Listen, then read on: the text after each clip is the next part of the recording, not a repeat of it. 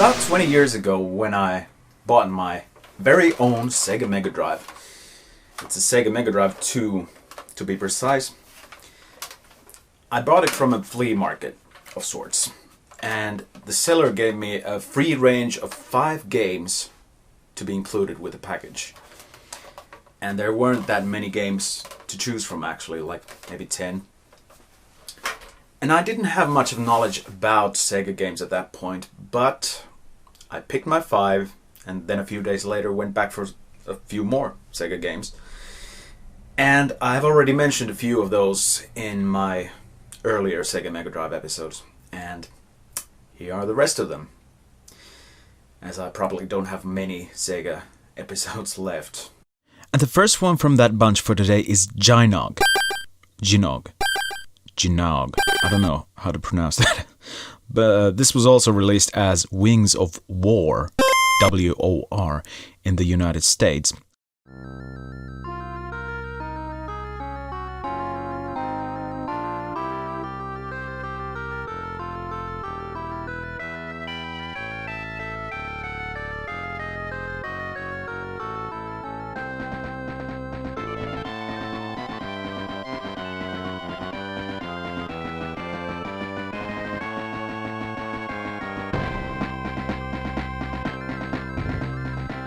I have to be honest, I haven't played this more than a few times in these 20 years, because it's a bit too generic for a shoot 'em up for my taste.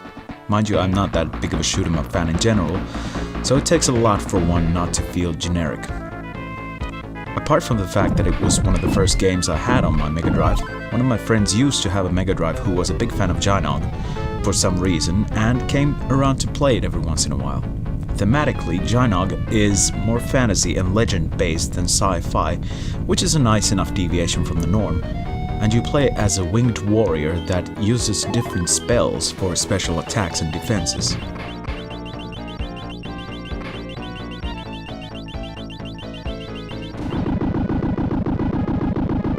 Also, instead of a typical token-based power-up system, Gynoug uses strings of red and blue orbs to represent the power level.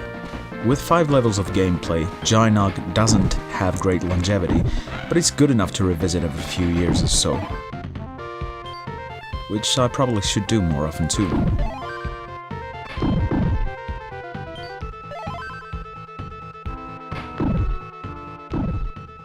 Now here's one of the more laughable cover arts I've seen on Sega games.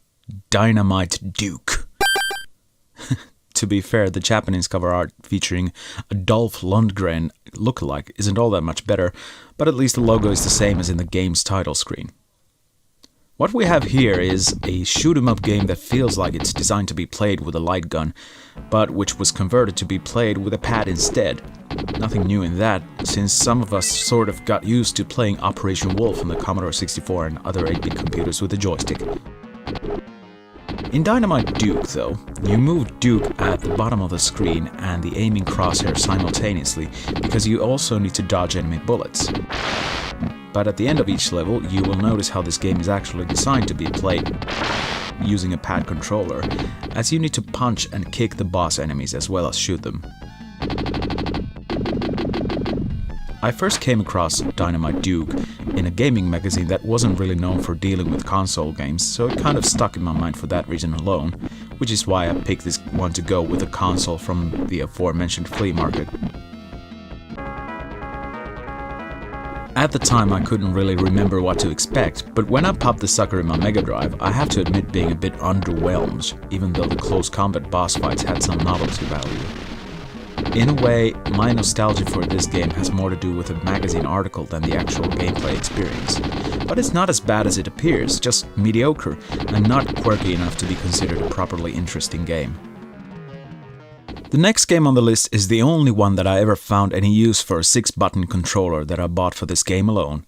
Samurai Shodown, also known as Samurai Spirits in Japan. It was recommended to me by my longtime gaming friend SJ, who has helped me on a few comparisons and videos during the years, and it was one of the luckier unexpected flea market finds that I ever remember having. If I remember correctly, I bought this game in 2004, and it's still the only one-on-one fighting game I have for the Sega Mega Drive.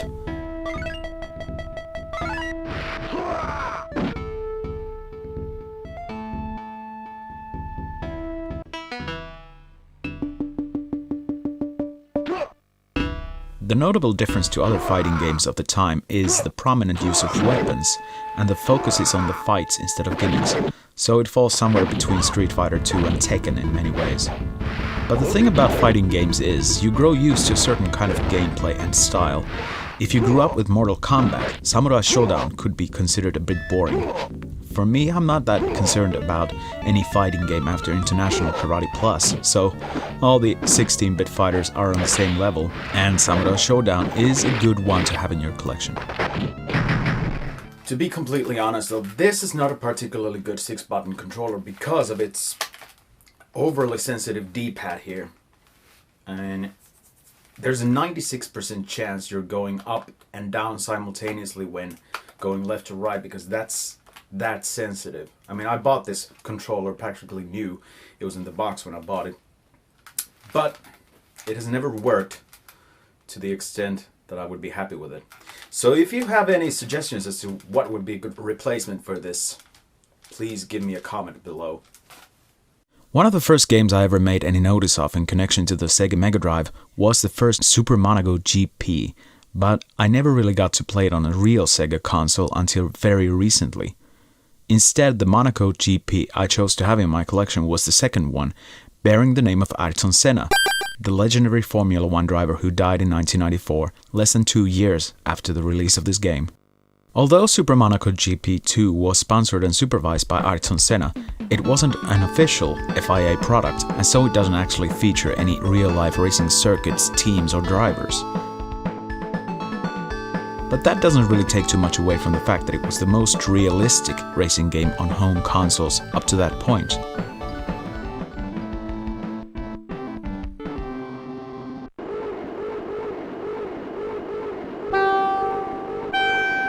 It also supports the rare analog controller Tempa's XE1 AP, a Japan-only product for Sega consoles made in 1989, nearly a decade before analog pads became a thing.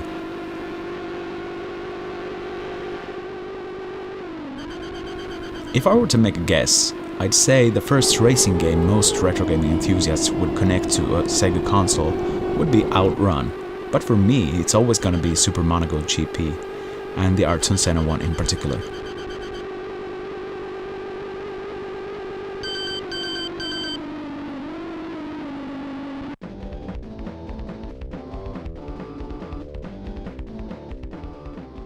Finally, we have a game based on a movie which later spawned one of my favorite sci-fi TV shows of all time, Stargate.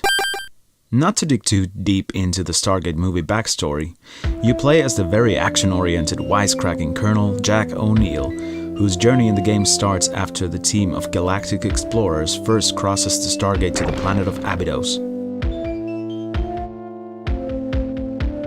Since O'Neill brought a nuclear bomb along with him through the gate, naturally it got stolen, and your mission is to retrieve all of its pieces before Ra figures out how to use it.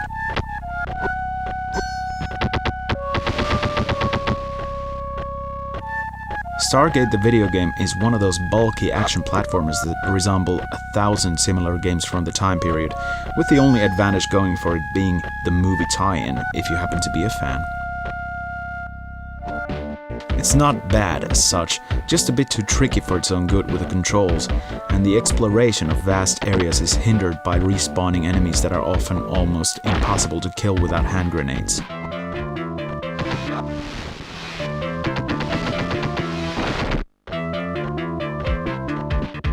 Although it's not nearly the best of its kind, the fact that it was one of the first games I owned for my Mega Drive counts enough for being a nostalgia trip game. And since I happen to be a fan of the Stargate franchise, I like to revisit the game every once in a while to get my Stargate fix, if I can't be bothered to start watching the movie or the SG-1 series yet again.